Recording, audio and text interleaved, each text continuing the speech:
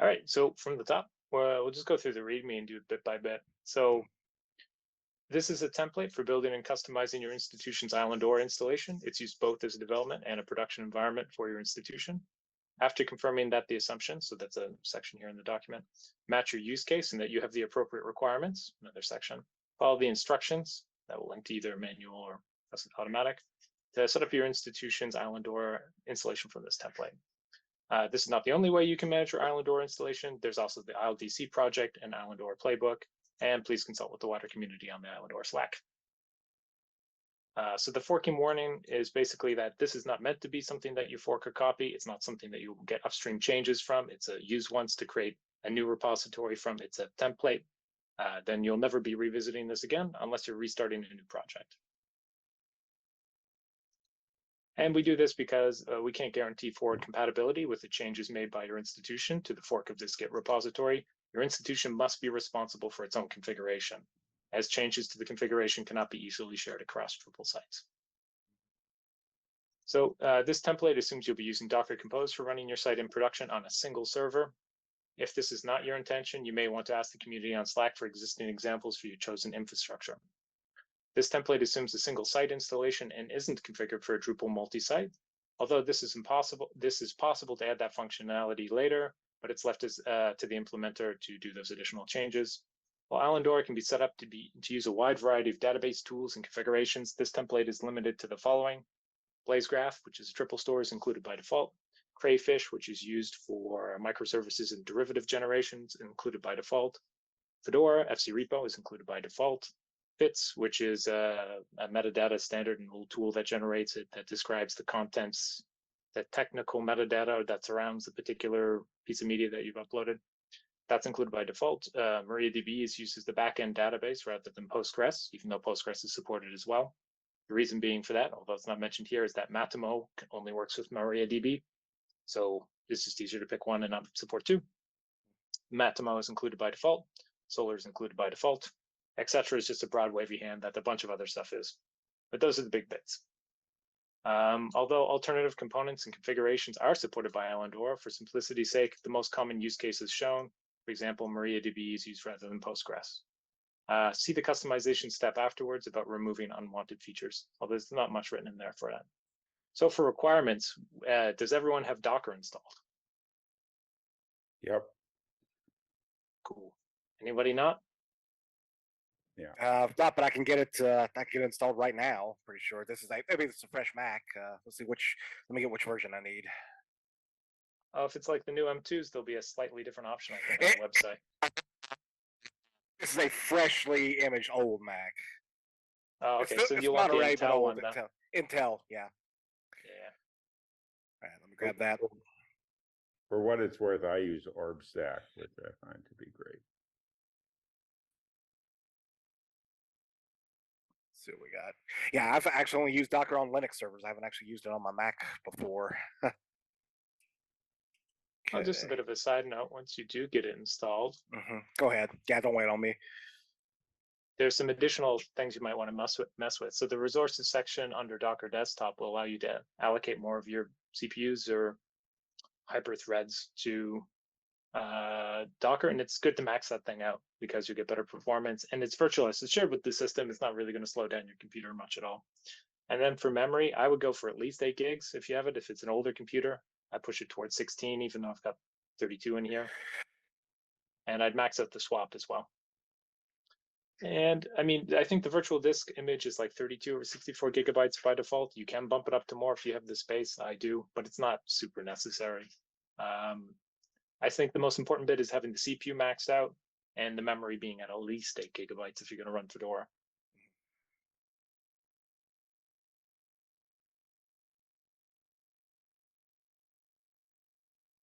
And just let us know when you get that in. Can you guys recommend to me what is that? Should I use like Homebrew or anything like that to it for Docker, or should I use or can I just find it on the App Store? On the App Store. I pasted the link in the chat. Oh, you did? How to Thank install you. it. Yeah. Oh, great. Okay. Yeah, it should be straightforward. Well, oh, wow. Okay, you got it right here. That's it. They actually have it on the Docker page. Okay. That's back with Intel. That's me.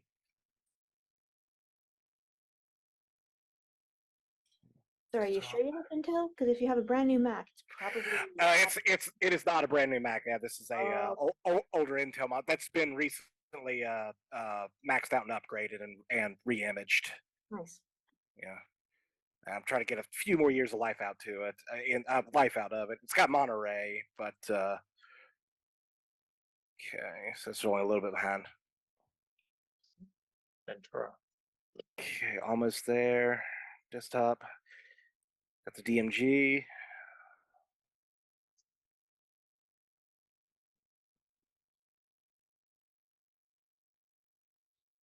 Yeah, I used to be a Linux laptop guy, and I just moved away from that.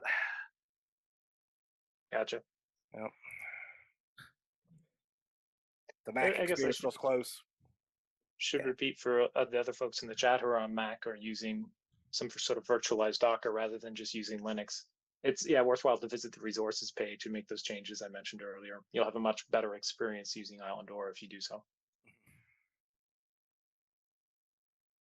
Okay, almost 2 gigs copied over.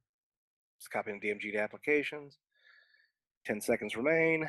5 seconds. That was a fast 10 seconds. Okay, should be installed now. Okay, it's about to open up.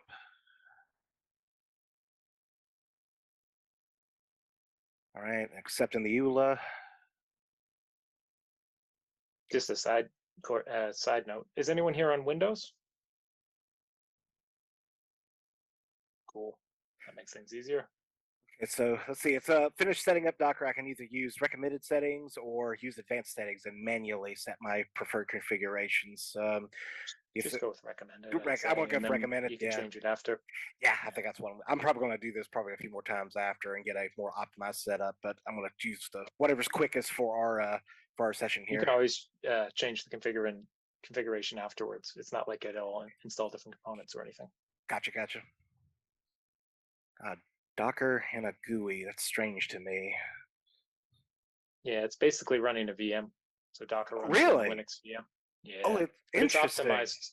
It's optimized to run on the Mac, but that's more or less what's going on. It's running under QEMU. QEMU. All right, let's not. Oh my gosh, it wants everything about. Yeah, okay, I'm passing that. It wants to gather some information. I'm going to tell it I'm going to give it that later. I think I've got a Docker account, but I haven't signed into it in a little while. You don't need to. I know, because we don't need public images or anything. Okay, reminders. Would you like to use your current? Yes. Goodness gracious. Starting up the Docker engine. Oh wow, they've really started working on monetizing. There's a upgrade plan. A lot of plans here. You don't need any of that stuff. The free version's just fine. Free version just fine. Got it. Okay, yep. It looks like I got the main page of Docker. I think we are installed and ready to go. Cool. Do you want to go change those resources settings, and then it'll force you to restart after you do that as well? Let's see. This let me where should I go for the resources settings again? So on the top bar, like up here where you see like the little whale with the containers. Got it. You can go to settings. Yeah. Settings. Got it. And then under resources. Resources for here. Resources. Okay. And what do you recommend? Max out the CPU for sure. Max out CPU. Got it. Yeah. And for memory, if you can give at least 8, but if you can give more, if you have more to give. For example, I have 32 gigabytes on my system, and so I allocate 16 to Docker. Okay, I think I can give it at most 8 because this is a weak. This particular Mac is a little weak. I may bring my bigger one to work. To the conference. So here we go. Let's do 7. Give me a little bit here. Swap size is fine at 1 gig. Go ahead. I'd max it out because that just uses hard disk space, so it's not a big deal. Yeah, right. That's true. Got it. Yeah, and it's a fast SSD, so that should be fine. Virtual disk limit.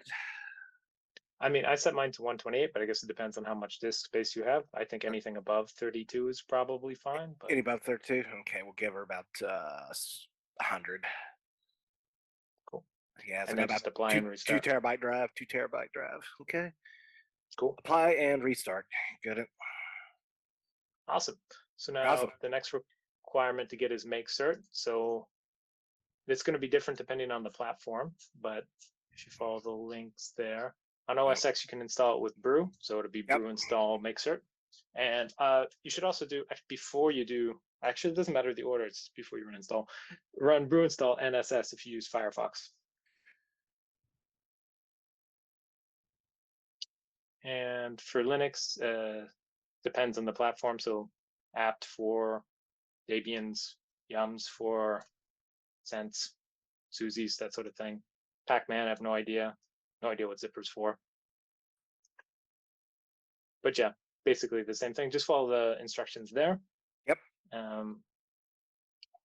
Does anyone not have make cert installed or has problems installing make cert? Brew's updating.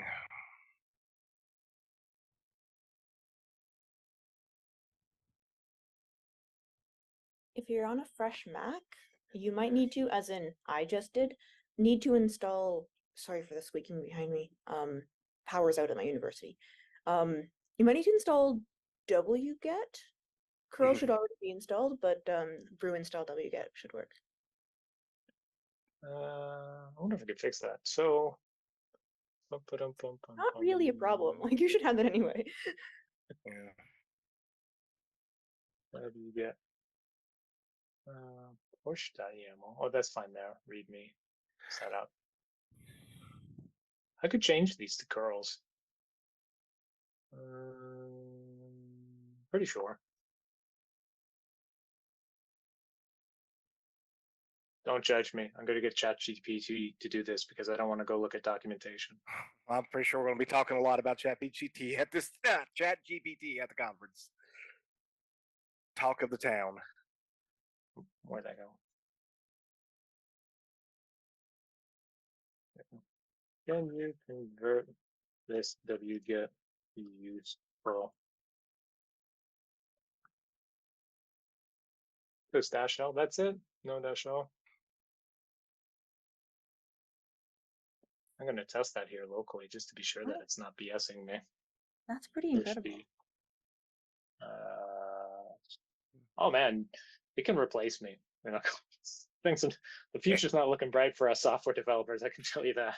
Well, it's definitely not looking right for anyone who doesn't use the AI some in their workflow. I need to define those, and that's also in fish.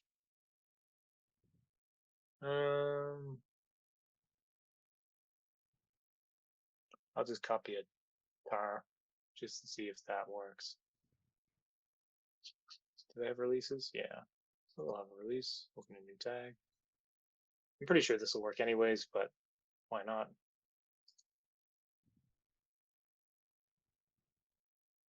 The link address.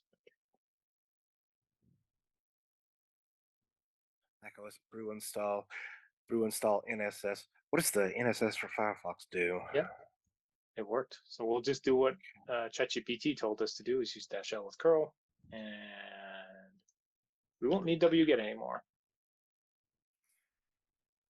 So wget curl.c is now becoming curl dash large L, and replace all.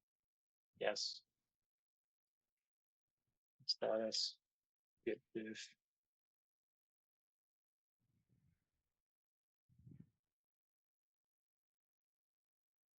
I didn't want to actually change what is in that folder. Get get that one. All right, what else did we get? So actually, yeah, also that doesn't go there anymore. And get diff dash L. The README needs to change too. Oh, version I wanted valid. This curl already goes to the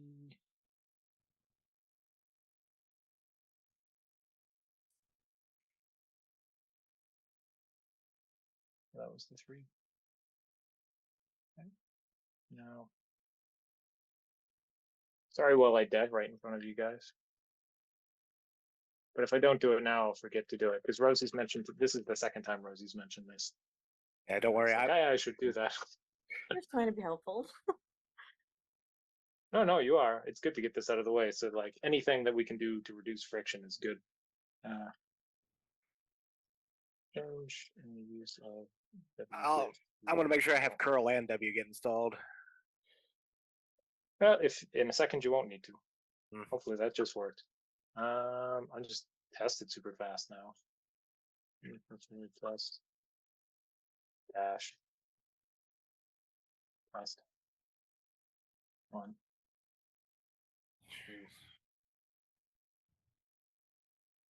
2. Yeah, that works great. So thank you, ChatGPT.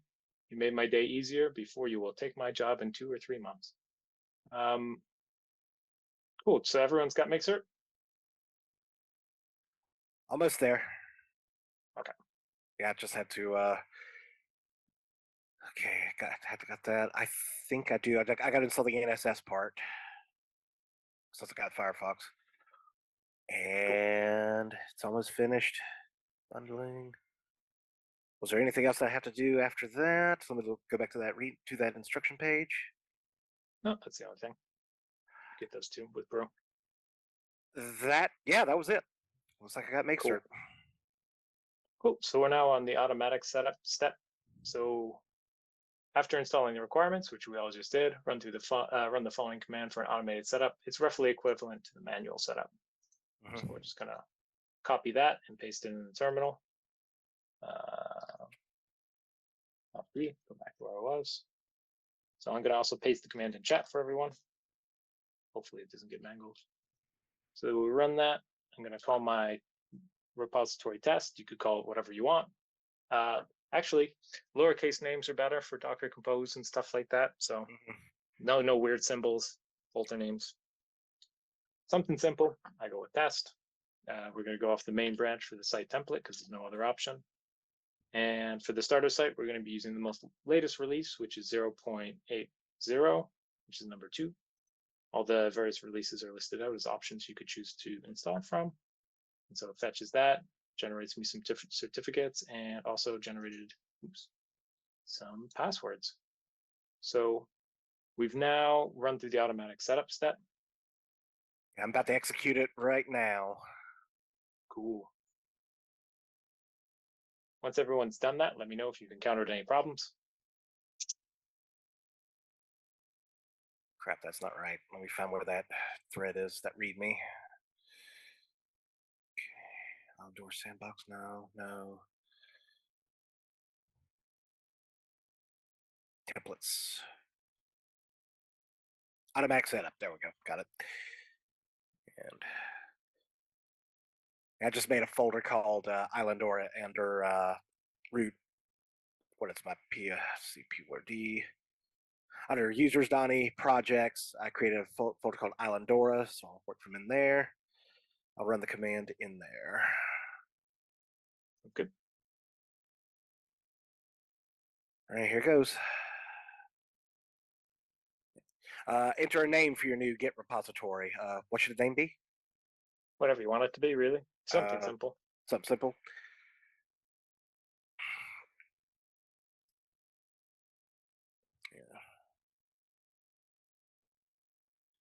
Yeah. Choose a branch tag from ISLE site template. There's only one, so main. So you enter 1 for the option main. Oh yeah, the numbers. Yeah, let me scroll down to where I see those. Oh, wait, no, it doesn't show them. No. Yeah, I thought it would show me. You want to share your screen? Yeah, hold on, let me share it. Okay. And share. Oh, I think it just dropped from the call. Hello? That's not a good sign. Nope. In the meanwhile, because I'm not sure how long he will be to come back, I'll just reshare my screen. So we're at the automatic setup step. We just ran that command. Hopefully it worked for everyone. That next bit's down below about, pushing to your own Git repository or whatever. We're just going to skip now because we're just doing this locally for the sake of getting our own thing set up. But if you were setting up your own sort of institutional repository, like, and you want to share and collaborate with others, it's a good idea to put it up on GitLab or GitHub or one of these sites so you can collaborate with other people. And that just outlines how you can do that. So changing into whatever you set up the folder as, adding the remote for wherever you set up your remote Git repository at, and pushing. And so Nigel, after this is done, yeah.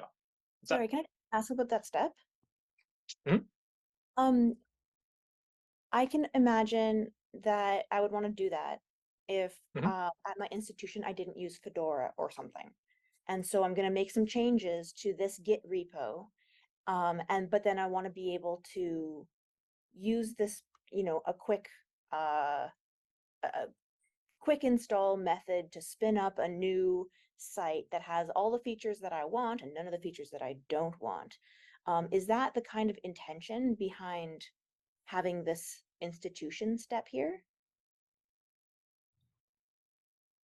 I mean, it's more or less for keeping, like, your Drupal customizations and everything will live in this repository that gets created out of this process. Now, to be very clear, this is a separate repository from the site template. The template just acts as a template to create your new repository, and that new Git repository is something that you'll most likely want to share and work with other people if you're more than a team of one. And Okay. so the idea being you'd want to push to GitHub or to GitLab and then collaborate with others. So, for example, if you have two developers working on the institutional site, they both pull down the new repository created out of this process. One adds a new Drupal module, the other one updates another one. They both send pull requests to the repository that had changes to the composer files and to the Drupal configuration. And they each review each other's code and merge it. And then when they go to pull down those changes, they would then have each other's changes to the site. Or if they're on production, they would then move forward to whatever particular version, get pulled to the latest or to a release or however they're going to do their workflow. Then they'd be able to do that on their production server and then run with those new changes or pull down the Docker images and so forth. Maybe they could automate a process. There's lots you could do, many options. But the idea being really here is like, yeah, you probably want to collaborate with other people and keep all your changes to your Drupal configuration, your composer files under source control. All right, thank you. Okay, I'm back. Sorry about that. Yeah, I should be able to share the screen now. If you want to have a look at what I have going on my terminal, your Sure. screen. Desktop one. I'll just share my terminal. How about that? Okay, yeah. So you have there initializing from site template, choose your branch or tag, and one is listed. I see. Sorry, I did not see that little one right there at the line. My bad. That's just being frazzled. So just one. There we go. Cool. I guess I can stop sharing now. Let's give it back to you. No, you could go from there, choose, whatever. Yeah. If I run into So- something funny, we'll share it again. Yeah. Okay, yeah. So number 2 is the one you'll probably be looking for because that's the most recent release, 0.08. Yeah. Well, what happens if we do main one? Does it just choose 8.0.8.0 by default? Because option 1 is main. No, main will be the branch. So the main branch means whatever's not currently released yet, but it's in between releases. So we don't want that. So we would want. Oh, if they would be in between. Yes, we don't really want that. We want the latest complete. So 2, of course. Gotcha. Thank you for clearing that up. Makes sense if I just slow down and think about it. Here we go. All right. Good. Okay. Sudo password. Does it want my? Do you want me to create one, or does it want my Mac one? Which Mac would have it? Your Mac one, whatever you use Mac one. for your current user. Yeah. So make sure it needs sudo permissions to install certificates. Gotcha. Okay.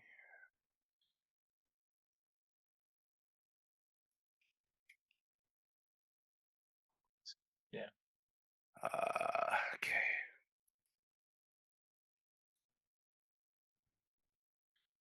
Okay, looking good. Secrets, creating private key, JWT private key. Be like 10 or 15, something like that get listed. Looks like it. Yeah, a couple more. Yeah. 1, 2, 3, 4, 5. Yeah, active MQ, triple default, JWT, Matomo. And it appears to be done. Cool. I will share my screen again. And let's see what we've got going on here. Okay, cool. So we have a site, we have a repository created. I'm going to open that folder here. So in Visual Studio Code, not the wrong folder, test. So whatever you named your repository, whatever it asked you is the folder name that it will take whenever everything is set up. So for me, I called it test. So I'm in the test folder. Okay. This is generated from the template. It's its own complete repository. So if I do git status, it says I'm on main. And if I do git remote v, there's no remotes. Like it's not cloned or forked from anybody. It's a brand new repository. And if I do git log, it will show there's only 2 commits in there. And that both were created not very long ago when I ran this. So we're all at the same point now about where we left off at the beginning. Yeah, so we're going to look back at the README that we had open. And it says, after you've finished the automatic setup, you can go on to customizations. And under customizations, we have setting the environment properties. So we can change the project name to whatever we like. At the moment, it gets hard-coded to IsleSite template. In my case, I've called it test. So I'm going to change it to test. So open .env in your new repository and look for composer project name equals, and then change it to the name of, make that bigger. Change it to the name of your project, and mine is test. So I'll save that. And if we go back and look at the README, it describes some of the other, oh, sorry, go ahead. Well, but what directory are you in to make these edits? I am in the, when I do a ls on my my test directory, I see Drupal, I see Docker Compose, .yaml, I see generate search.sh. Yep, you're in the right folder. Okay, good. Let me do a git status on that. Got a lot of permissions, a couple of permission denieds. That's interesting. Maybe I should run sudo on it. But I'm on, it says I'm on branch main, nothing to commit, working tree clean. A bit strange because you asked for sudo before earlier too. I don't think there's any sudo within the Shouldn't be. actual thing. Because I was assuming it was, yeah, but it's only for if you're on SE Linux, so that wouldn't apply to you. Yeah, it's getting, here's the, I'll give you the warning. It says, warning, unable to access users, Donnie.config, get, and ignore, permission denied. Is the folder owned by like sudo or something? Let me look at the permissions. Or by admin or something like that? Are you editing the .env file? It sounds like you're doing something else. Yeah, I think he had other issues as well with permission, so that's just what we're talking about at the moment. Yeah. Let me back up one directory. No, it's me. That's interesting. No, that's interesting. Well, yeah. It's a warning, so I'm just not going to worry about it till we run into a problem, I suppose. Okay. Clear. All right, so we're going to edit the env file. Okay. Yeah. I'll just do it with Vim. So yeah, the line you're looking for would be like on line 10, is we compose project name equals. Okay, compose project name equals. Mine currently says IsleSite template. Yeah, and just change it to whatever the name of your project is. It's the same name as the folder.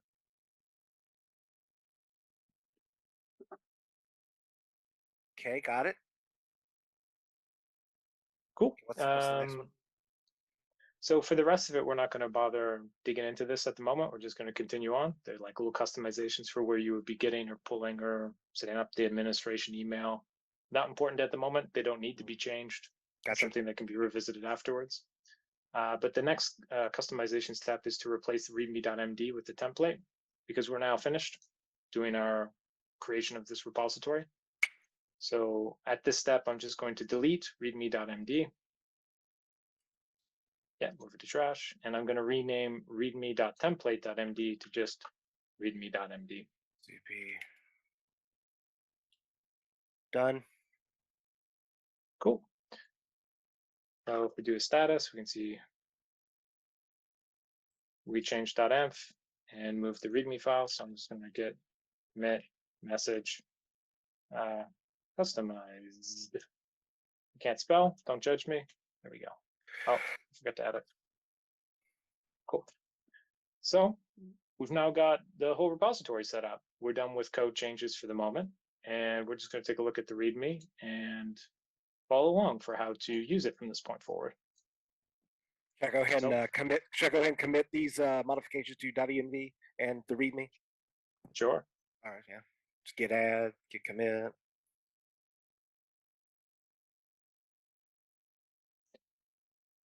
So this new README now is all about how to build and use this repository and how to use it as a dev and production environment. So there's different sections for development, different sections for production, some troubleshooting problems with Windows, and then some general sort of guidelines on how to use Docker Compose and what the requirements are. But the requirements are the same as the site template to set it up in the first place, so we don't have to make any more steps there, which is good. And it also describes all the files inside of the repository, but we're just going to skip over all that stuff for the moment, just so we can get to the point where we can like use it. So we'll go look at Docker Compose. We have, we'll skip all that nonsense. We're going to build and push. So first step is to build. This is our custom, why that? Did I not copy? I don't like this. So building, I'll copy from the actual text file. We're using Docker Compose to build. You could build it some other way, but this is just the easiest. There's profiles. There's two profiles for the Docker Compose file. One's development, one's for production. Different images get included in development, then in production. Production uses different certificates than dev. Dev is just using ones that got generated locally and are not, secure to distribute online. Whereas if you're using certificates online, you'd have to have like Let's Encrypt or pay for the certificate authority to give you a certificate. So there's some differences there. We're only going to focus on the development environment for now. So let's do our build. So I'm just going to copy and paste that line. I will then go to the chat. And where did that go? Yep. Yeah, mine's building. Boom. Mine's already done. Chat.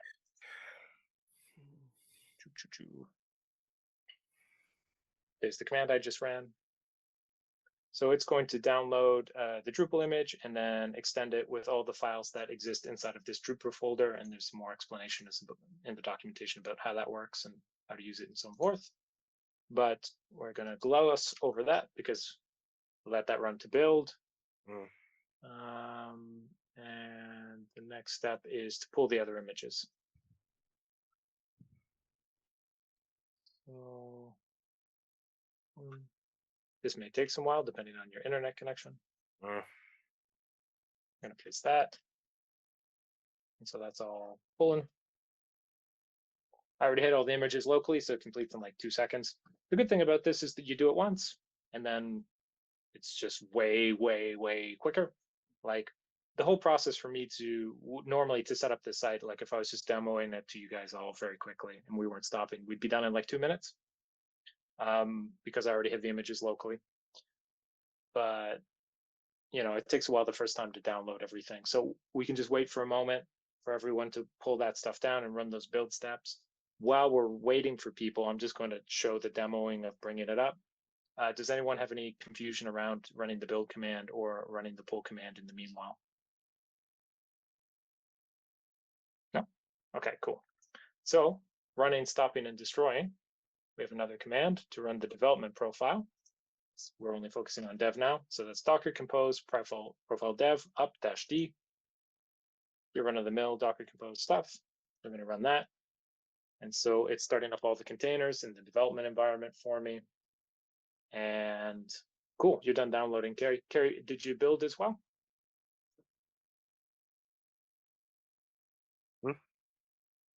He wrote in the chat, so I was just replying. I ran the command, which I think included build, right? Yeah, there's two commands in a row. One was profile dev build, and then the other one was profile dev, profile prod, pull, ignore buildable, ignore pull failures. Well, where is that? Okay, I'm sorry. Okay, I got to find this. This is in the README, right? It's in the chat. I just pasted it as well.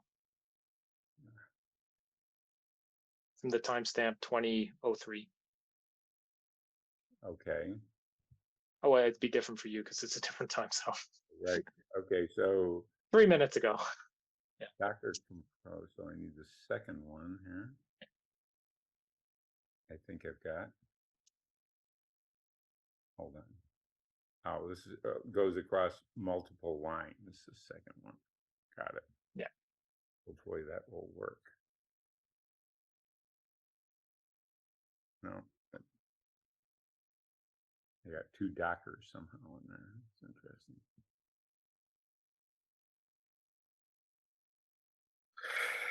Okay. There we go. Cool.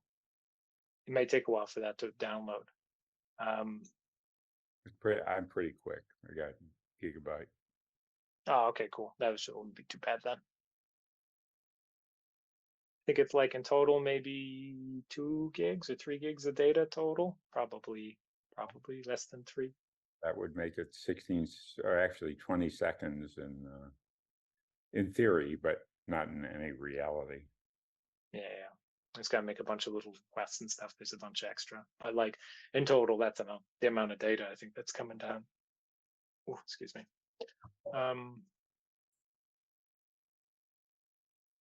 Yeah. So, yeah, go ahead. So I understand we just did these 2 commands. One was to build, and I think that was to build the Drupal, and the other one was to pull, which is pulling down the rest of the images. Now that I've done that once, if I shut down this test site and I go make another folder and I make a new test site, call it something else, try to spin that up, am I gonna have to like download those things again, or are they stored somewhere that's like on my computer, known to Docker, and can be used by any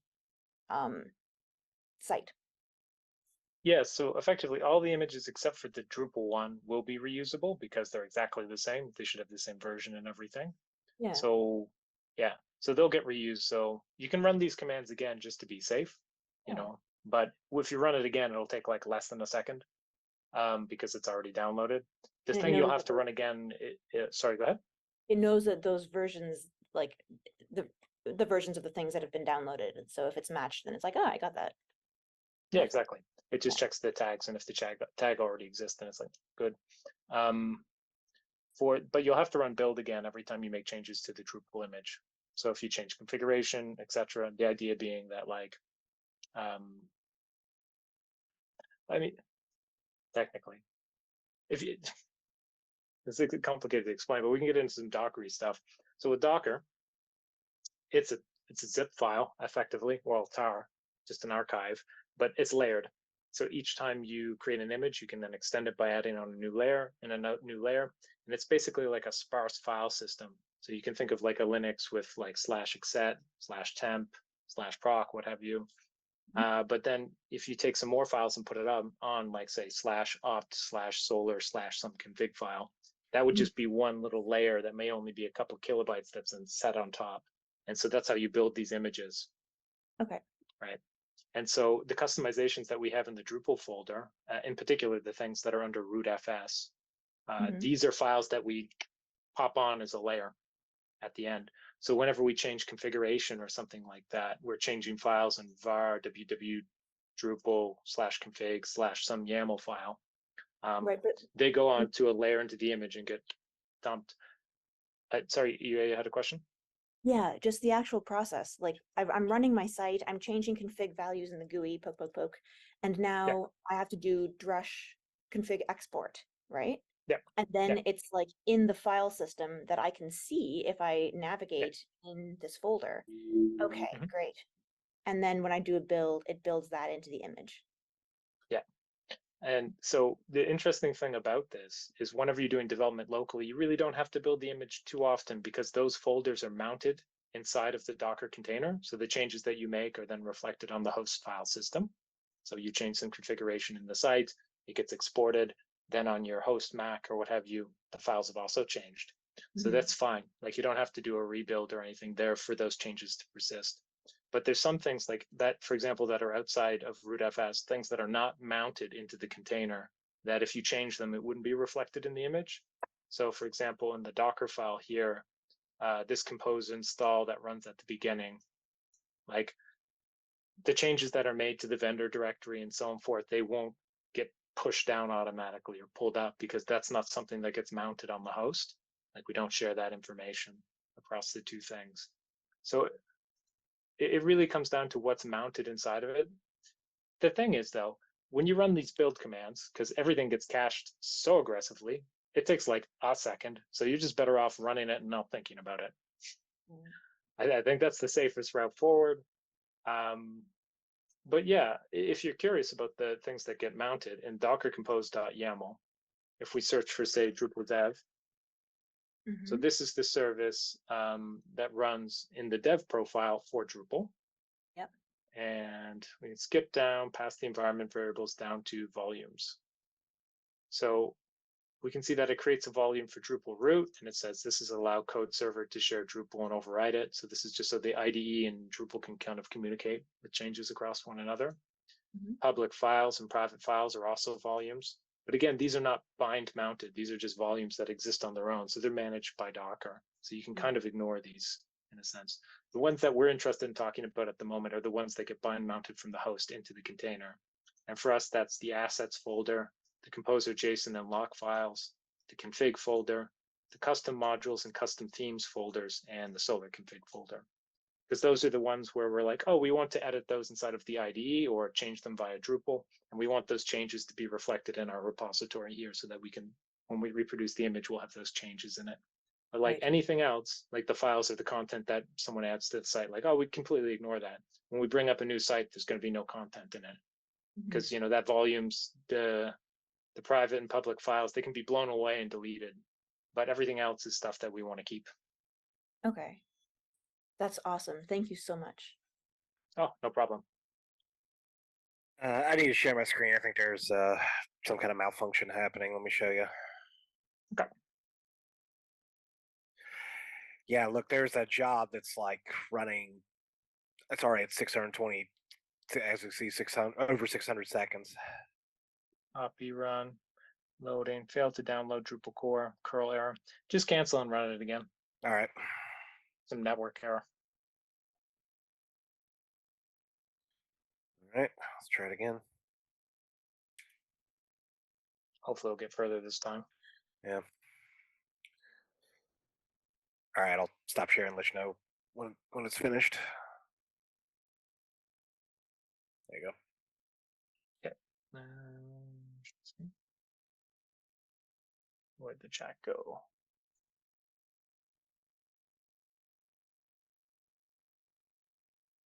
Cool. It's worked out for Carrie as well. Yeah, I was going to go back to the README. Oh, so yeah, we've just done the Docker Compose dev up, so to get everything running. We did that a couple minutes ago. And then what it says next in the README is you need to wait several minutes for it to install. You can see the output in Drupal dev container to see how far along it is in the install process, because it prints out everything it's up to.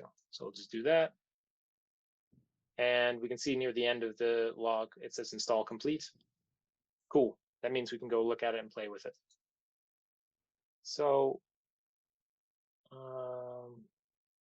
effectively, that's what it says here. I don't like the formatting. Let's bring up the one where it's like much easier to read than the dark. Yeah, so for all accounts in the development profile, the username and password is set to admin password. If you have the domain set in your .env file to Islandora dev, you can access the service at all these URLs. So we have Drupal, the IDE, ActiveMQ, BlazeGraph, Fedora, what have you. So if we go take a look, hooray, we've got Islandora. We can log in with the password or username admin. password, and we're inside. And if I hop back, what else do we've got? Blaze graph, traffic. Let's take a look at the IDE. It's the most interesting one. So cool. Now we have a full-blown IDE in the browser that allows us to like do code navigation and set breakpoints and all that fun stuff. Index.php, for example. Let's see. Go to the definition of Drupal kernel. It'll take a second for it to build that information up. You can see in the lower hand corner, it says IntelliSense 1.95 is indexing. So if you let that run for a little bit, you know, when I go to definition, oh, it's already done it. So yeah, you can then hop around the code base and all that fun stuff. It's worth noting for debugging and all that, this stuff's documented a bit more in the build kit repository, but you need to get a particular browser extension to enable debugging. And then, oops, I shouldn't have done that there. So I want to explain the technical bits of this. I'm just going to disable that there. I'm going to the Islandora site. I'm going to enable debugging with the little plugin just as a little demo because I'm a masochist and things go wrong. And then we'll go take a look at index.php, which is where all the code comes in. It's a little breakpoint there. And there's a little debug play symbol here in the IDE. I'd say listen to X debug. It's listening. Cool. Now if I refresh the page, you can see that it's hanging. Go over here. Take that thing out of the way. The little red dot showing up, that means it's hit a breakpoint. Cool, I've hit a breakpoint. I've got my local variables. You know, you can step over, step, step in, all that good stuff. See the values of things. Cool. Like if you're just doing this real quick, like new repository, run one command, change 2 lines, run 3 Docker compose commands, and you've got a site working with like a debugger and all this stuff. It's pretty shiny. Not bad. So we'll stop that. And that's effectively it. Like that's how you get your own site working. If you want to do things like make a change to the configuration, let's say configuration, we go to basic site settings and we're going to call this test site ! Save it. When we go back to the IDE, we can get a terminal here and we can use Drush to do, you know, configuration export. But there's also a number of built-in commands into the IDE that are just a bit more convenient. So if you do something like Control-Shift-B, it will bring up these tasks you can do. And so one of them is export config. Another one is to run code sniffer or code beautifier on a file or module, cache rebuild, a few other things. But export config is what we're looking to do. Default is the name of the default site, as always. So it just ran drush config export for us. 2 files got updated. Cool. It's done. Press any key to close the terminal. Drush config export. The any key. Sorry, what? Old joke. I'm still looking for the any key. Haha. NEG? Sorry. And never mind. Not worth repeating. Old joke. I have no idea. Okay. But yeah, so no, go ahead. Sorry. No, basically the joke is somebody calls support and says they walk them through the thing and said, well, where is the any key? Oh, the any key. I thought you said NEG, and I was like, I have no idea what you're talking about. Oh yes, the any key. I get what you're saying. Yeah. Sorry Yeah. for even doing this. Yeah, it's a joke on The Simpsons as well. Whenever he worked from home and he was like, had Door is a that tab. Word set up. Yeah.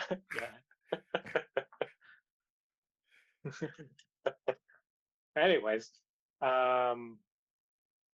so if we see here now, like we ran that command in the browser to change the configuration. And now if we hop back into our repository here, we can see it's actually changed to configuration files. We do like a git diff, we can see, oh, Postgres got disabled as part of the install process because it's not being used. And SQLite did as well. And then our site name changed from Islandora to starter site to test site ! Right? And so if I wanted to, I could go get commit. You don't have to do this. I'm just saying this for an example. Name site name.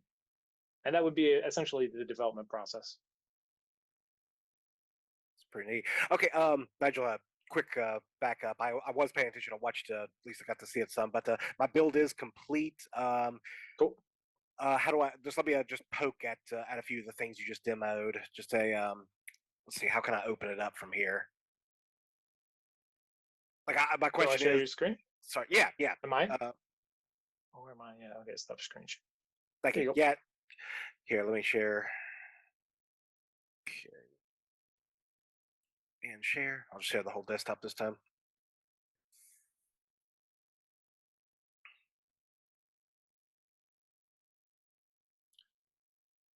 Okay, should be sharing. All right, so yeah, everything looks good terminal wise. Where should I go now? Okay, so you got the build done. So the next step is to run the pull. So Oh, got a poll. it'll be in the chat as Chat. well, so you can run that. Okay. Or you can Yep, take okay. it from the README. Oh, the other README. I don't know. I'll just get it out of the chat. Let me blow it up Okay. again. Okay, chat. Back up a little. Okay, there's Docker Compose, profile dev build. So we should run a Docker Compose, profile dev, profile prod pull, ignore, buildable, all those stuff. That's the one, right? Okay, good. Okay. Give a little explanation for folks. The Please reason do. why it specifies both profiles is because some images are used in one profile but not used in the other. For example, the IDE, in the browser there, only gets used in development. It doesn't get used in production. So by specifying both profiles, we'll make sure that we get all the images that are used just in case, just to save time. And then ignore fails is just a precaution. And ignore buildable means don't try to fetch the Drupal one that we build custom, because you can't, because we have to build it locally effectively. If you were running on a production box and you had like your Drupal image published to, say, Docker Hub or something like that, you wouldn't have to put the ignore buildable. You could just pull it, and you wouldn't have to build it on your server, on your production server. You would just be consuming it. Yeah. So yeah. Well, the nice thing about this roughly is, I mean, we have these Docker Compose files you can use for production, but you could use this site for producing the image.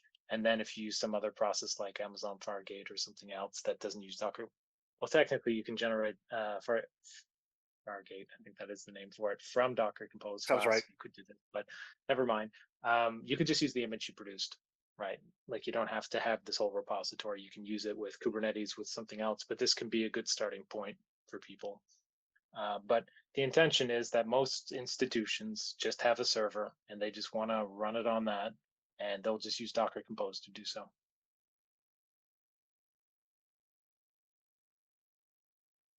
Yeah, what's up? I don't know if it's a good time to ask Portainer questions. So I went off and Sure. me and Bennett and Darshika's stuck in she has to update some kernel before it'll work on her. She can't get Docker Desktop installed. So she's restarting and trying to get that to work. And then Bennett was having problems. He's actually just started the rebuild, and I know he's on the call. Where, remember, this happened before, I think, at the camp, where we couldn't get people's derivatives weren't running. And so we had taken a bunch of notes about troubleshooting, and now we can't find them.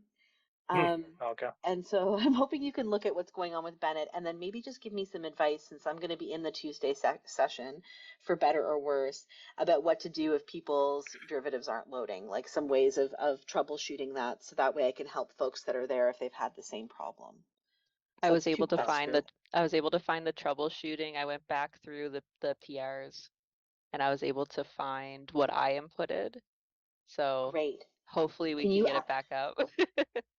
If you can Cool. copy it in again, but did it say anything in there about Workbench? Because I remember there was something where we like went and restarted or ran a command in Workbench for people where the derivatives weren't being made, and I do not know how to do that now.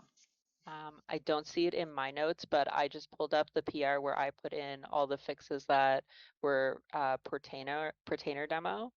But I'll go through the other PRs that came after to see what was changed and if there was more troubleshooting. I'm sure I'm the one who killed the troubleshooting because I went and I changed the documentation so that we would all just point to the one source of documentation instead of duplicating it. So I appreciate you putting it back in, but then maybe, yeah, Bennett, do you mind being the guinea pig to show your screen? Because mine, of course, installed beautifully, which is what happened last time. I just installed the updated one. 0 problems, which means I'm not much good to anybody since I had no problems installing it.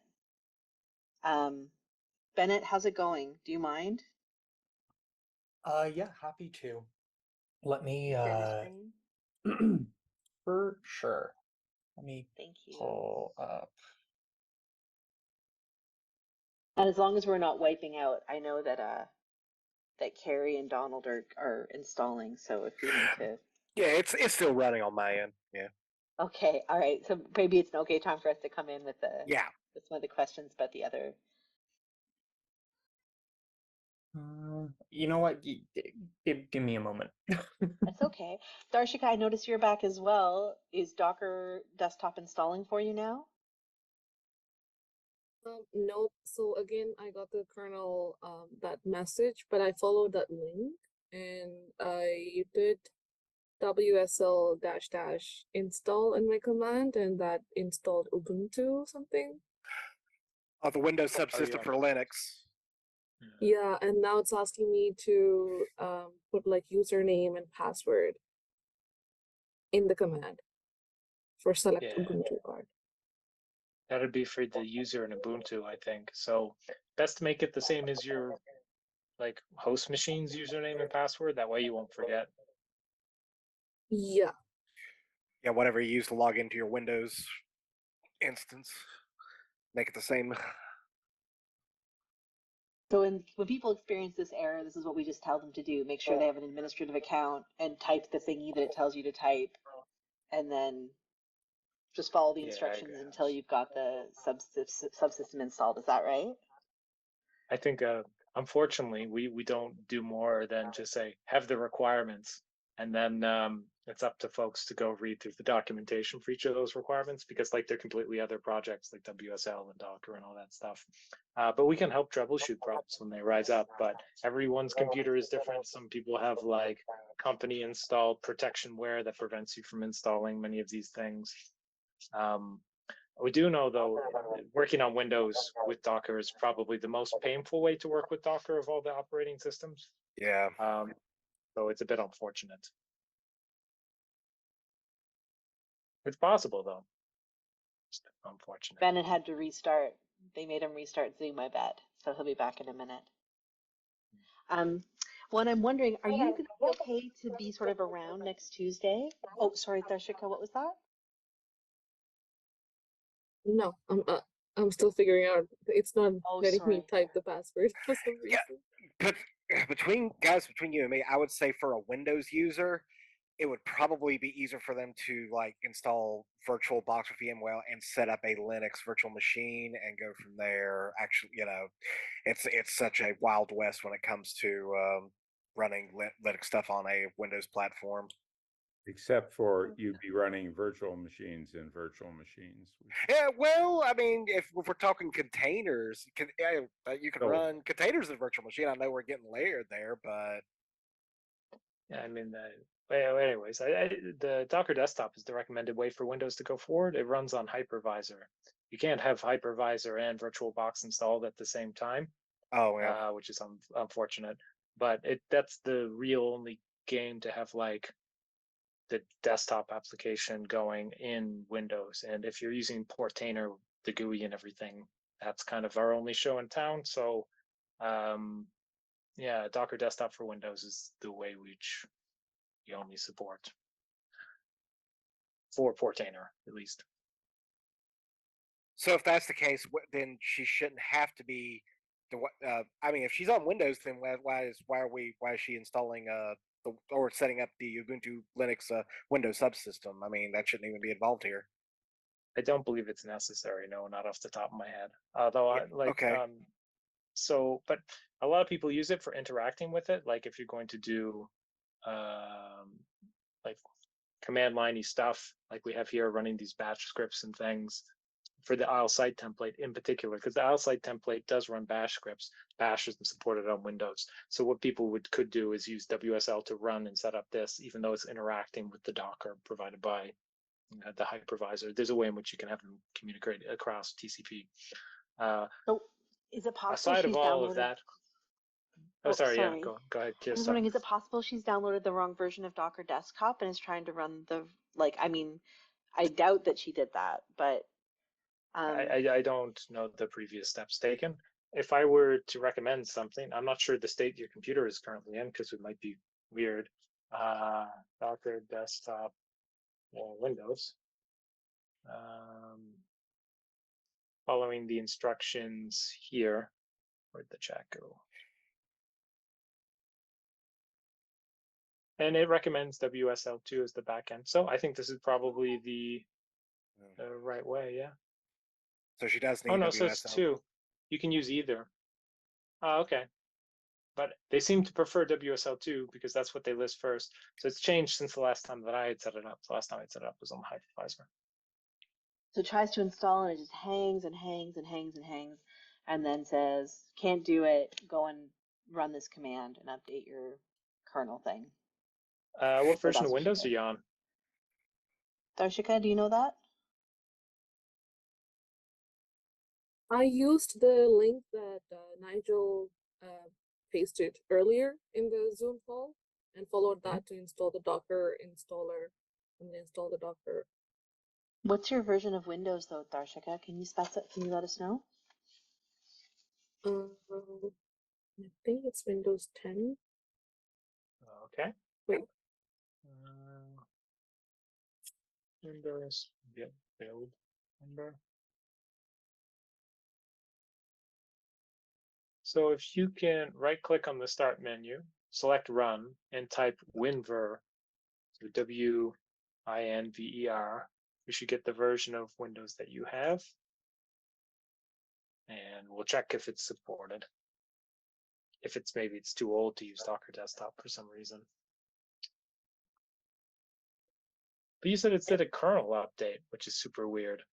Does it mean the Linux kernel and the VS2, which would be also super weird? I remember I was setting up WSL on my Windows machine. And it did give some funny errors like that, and I can't exactly remember how I straightened it out. But yeah,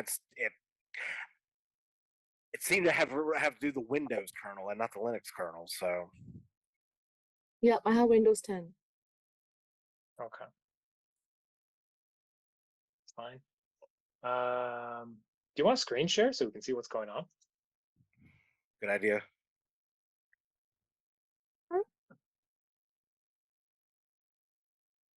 As of now, it's just loading. Okay. Can you open WSL just so we can see that, or Ubuntu, whenever it got downloaded? You'll probably have to give more instructions, like go to the command line and type this. I don't know off the top of my head. Go to the start menu and look for Ubuntu. Oh, maybe that. Sudo. Okay, there's WSL install. Installing Ubuntu. Ubuntu is installed. Launching Ubuntu. Installing this may take a few minutes. Please. Oh, there you go. That's You got right. it. Cool. Can you do a Docker Docker PS? DOCKER space PS. I just type right next to this. Yeah, just type into the terminal. Okay, Docker. Yes. With a space. space in between. Yeah. Enter. Okay, cool. Docker twos. I'm just gonna read through the docs here. Containers image used share between all users. Blah blah blah. Windows containers. Install Docker Desktop. Double click it and so.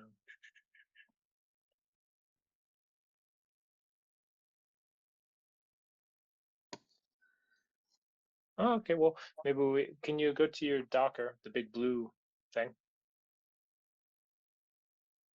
and go to the gear box, little gear, sorry, to your right on the top, so we can go to settings. It's next to the bug.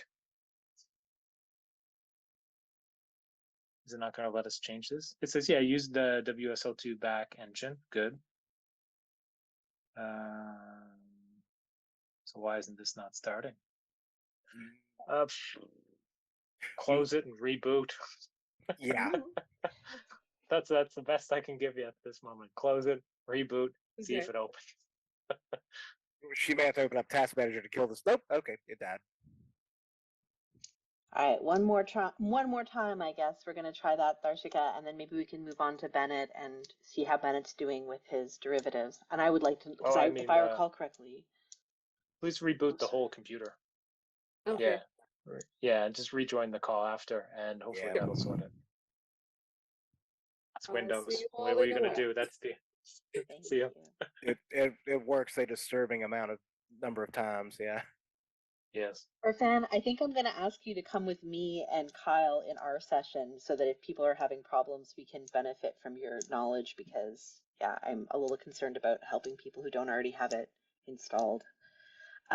Bennett, do you mind sharing your screen and letting us know how you're getting? It's working and everything now. Oh, is it? Oh, so are your... Well, no, sorry, the screen share is. Yeah, so I don't have to back out of the call. Okay. That's step one. So, so I downloaded and installed, following the README file. Everything is running, and when I go to the Drupal log, just gonna turn this off so it doesn't snap me. Oh, well, it's gone now, but maybe. Anyway, you can filter. Maybe search for like install or something. Install. No. Oh. Should have. Well, I saw it. An install complete message. But when I navigate to islandora.io, I'm not. I'm seeing the log messages for the GET requests. They're 404s. It seems like it's a permission thing. Can you log in and see if the image just starts showing up after that? I think I've seen this bug before with Islandora. Like log in here? Yeah, where if you're not logged in, you don't actually see the thumbnails for some reason. Sure.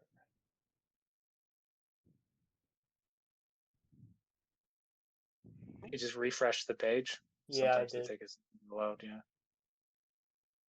And I'll clear the cache. Interesting. Yeah. But when we were at the camp, somebody was like, "Oh, I'm just going to go to Workbench and do a Workbench thingy," and then they opened up one of the images and then they did something right in that image, and I was like, "That's clever. I have no idea what that involves."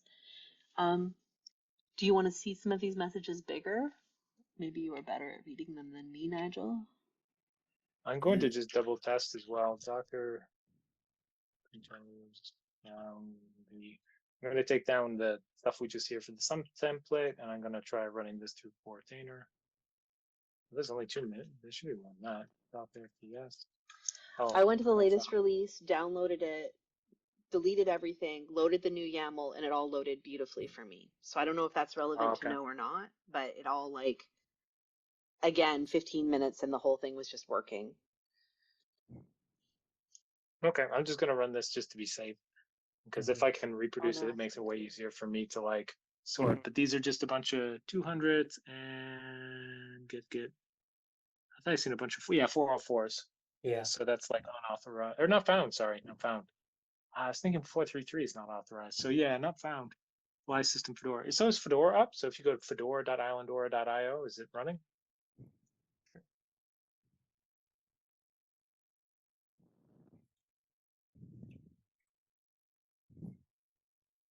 Oh, no, I suppose. No, or it might be FC Repo. I can't remember the name. I've downloaded it. Okay, I'm deploying that now to actually read the README. I've not looked at in many months. Yeah, it should be FC Repo, sorry, .islandora.io. Okay. My bad.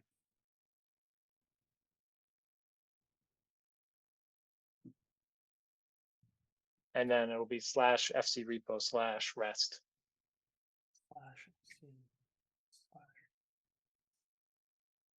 So that'll be a problem. If it's not, it's not up. It's not storing anything. So Gotcha. yeah, let's maybe take a look at that. It might be a speed issue thing. So when these things are coming up, Fedora starts to look for ActiveMQ and it waits something like 60 seconds, maybe. Maybe it's more than that for it to find it. And if it doesn't, it dies. So that might have happened.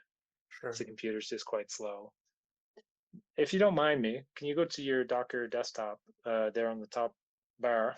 Oh, top bar. And yeah, Yeah, sure. it should be the icon for, yeah, or no, can you go to the little icon further to the right and Oh. right click on it? Because we want to go to the settings. Oh, like in the Oh, you actual already, you have site. it, sorry, you have it open. Yeah. I've lost my brain. Yeah, click on settings there, yeah. Yeah. And go to resources. Sure. Yeah, can you set the CPUs up to max? Sure. And if you don't mind giving it some more RAM as well. Run it. Fedora is a hungry little thing, and max at swap as well. Yeah. Oh, not the max though, not the max. No, 16 bit is more. more than enough. 16's good. Yeah. Okay, cool. Yeah. Cool. That'll take a second to apply and restart. And then we'll start the whole process again. We'll just destroy the stack and recreate it and see if it works. It might just be a timing Sure. thing. Sure.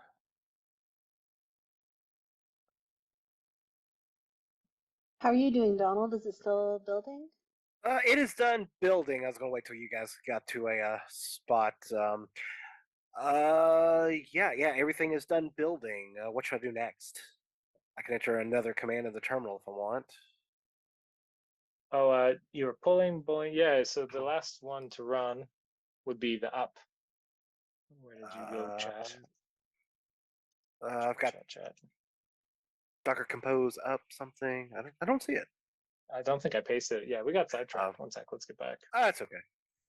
Um, Some kind of up command. I just can't remember. I'll copy and paste it into the chat. Yeah. Profile dev. Okay.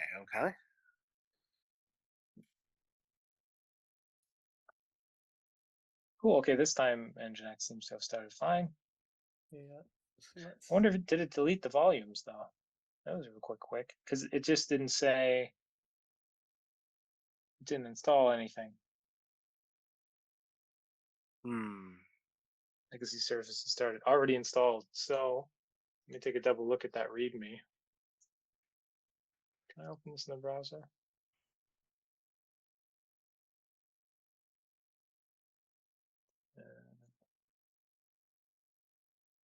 Yeah, it's much nicer. So uninstall. Click on stacks, delete the stack. Oh, you have to click on volumes as well. So there's some additional steps in the README for doing there that. you go. So all that. Yeah, but before you do all that, you'll have to close the stack first because it's actively running. So it's actively using those volumes. So right.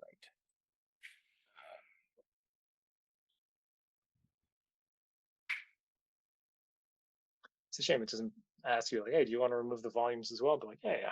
And that would be less of a pain in the butt. So all the ones that start with sandbox, you probably want to leave the other two. Yeah. Yeah. All right. One more time.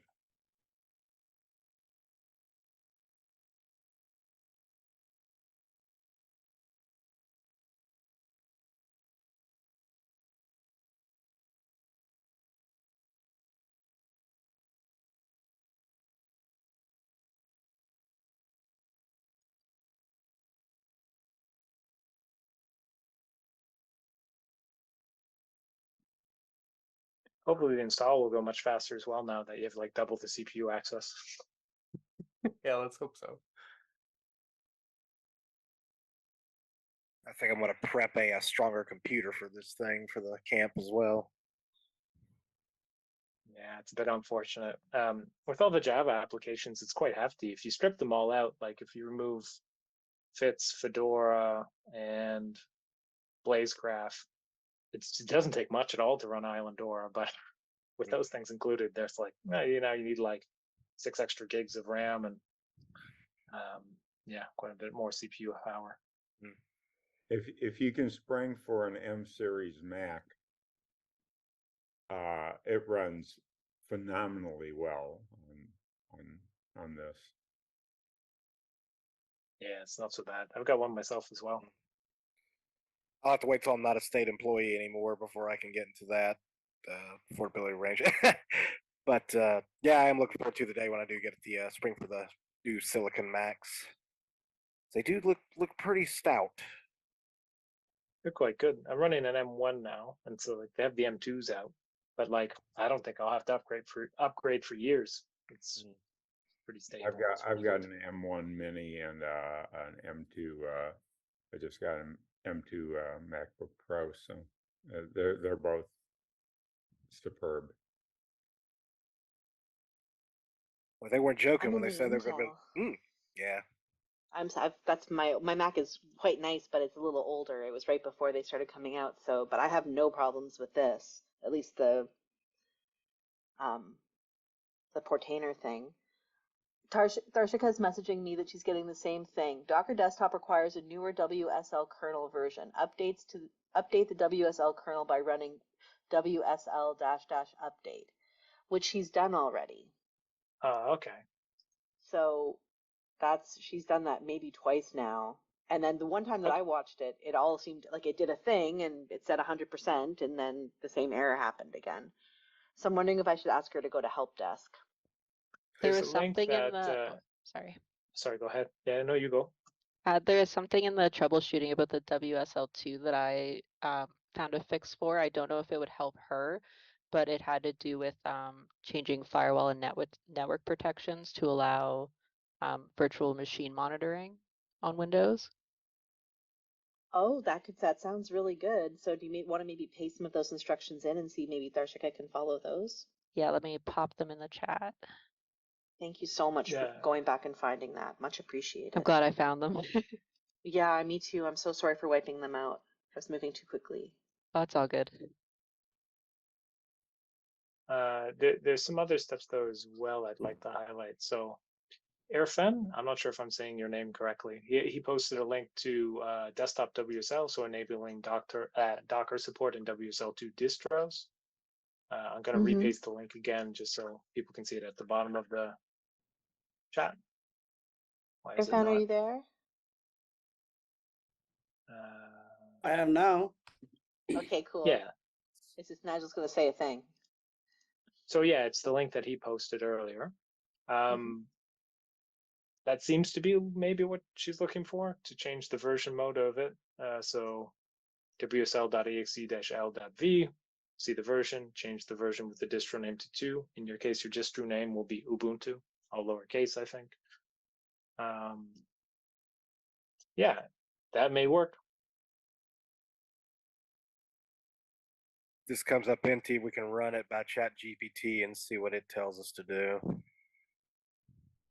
You'd be surprised how often it works quite well for this sort of stuff. I've run into an error, here's the thing, and then I'll be like, oh, this is what you need to do. And I found an interesting thing too. If you can, like, do you have sources for that? And then sometimes it'll link you to the Stack Overflow page and wherever it, extracted that bit of text.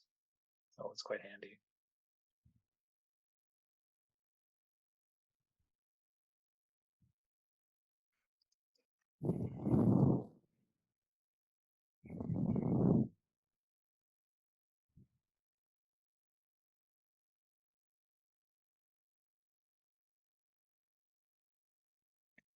It looks like that's finished printing out all of its media stuff. Do you want to go visit the web page? Yeah, let's take a look.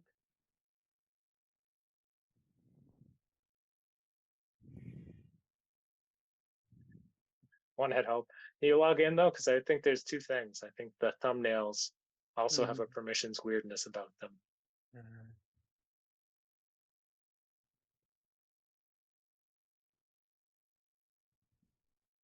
Oh, Yeah. okay, cool. And so the rest will come. Yeah. Excellent. Thank you. No problem. Hooray! Okay, so are we going back to Donald and Carrie and their installations? Hey, it's taking a little bit of a while. Here, I'll just show you where it's at. A bunch of containers just got created, and now they're finally starting, and they're starting to be marked as started. So that's good. Oh That's a wow, good that sign. is super slow. This is a junk laptop. I'm not going to use this one. I've got another. It's still not a new Mac, but I have a one of the another MacBook Pro that has about 16 gigs of RAM and the 2.9 Intel. So that will be. That's still not a lot, but it's definitely more than this this little MacBook can do. This thing still has an i5 and only 8 gigs of RAM. It's okay. I got I another don't suppose option. your institution can like give you access to like a cloud computer or something like this that you could do the work on remotely. Actually, yes. Actually, I could. Yeah, actually, I could. I do have something. Yeah, I actually do have a remote server with a lot of RAM options. I mean, I've got a good 250, 260 gigs of RAM that on this one on the machine in question. So I think that'll do. Yeah, that Yeah. seems like a lot. Yeah, don't worry. Way overkill for this project, but yeah. I know. Yeah. I think that is going to be the answer. I'll set up a virtual machine on it or something and use that. I'll test all 3 of these out, but yeah, I'm definitely not going to use this thing at the camp. I'm going to bring something more robust. Anyway, but okay, they appear to be started. Let's see. Docker PS.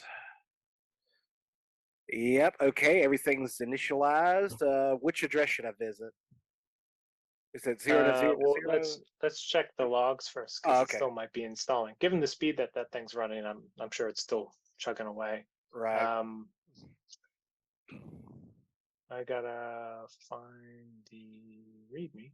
There we go, and we'll copy and paste this. So you can just use this command to see the output of the log of the Drupal container. Sure. And hopefully, it'll say something like installed in a big little box for install complete.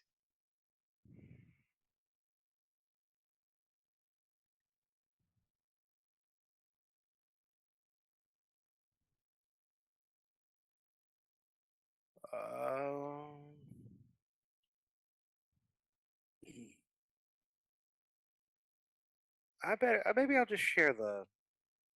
Yeah, I better share the terminal here. Hold on. Yep. Let's see. Share screen.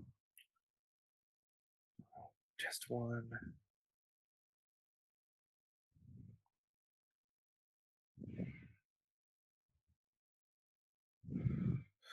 Okay, let me just clear that out.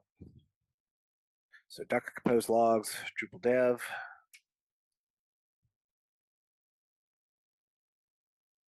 Yep, slowly installing. Oh, it's still going, huh? Yeah, it'll probably be going for a while. Maybe tomorrow. No, yeah, 51, 50. So it's 3 minutes ago, and that's as far as it progressed. Normally, it's like on my computer, it'll be done in like 30 seconds or something like that. But it's been 3 minutes to get to this point. So my assumption is going to be like maybe 10 or 15 to finish. Okay, I'll just let that be. If we don't get to today, no big deal. I've learned a lot as is, so we could look at someone else's desktop if we want. Stuff there. Well, Carrie, how are things going with you? Oh, I've been done for for ages. I'm just sort of watching all this and copying down the occasional bon mot that teaches me something I didn't know, which happens quite often. Yeah, so this is going good. Okay, Thank you, Nigel. Thank you, everybody, for helping me out today. No problem. Gary and Donald, I'm looking forward to seeing you in person Good thing. next week. Yep. Thank you. Okay. Bye. Take good care. Oh, Take care. did you have another question, Donald? Take care. Okay. Bye. Thank you. Okay. Bye. See you guys. Bye.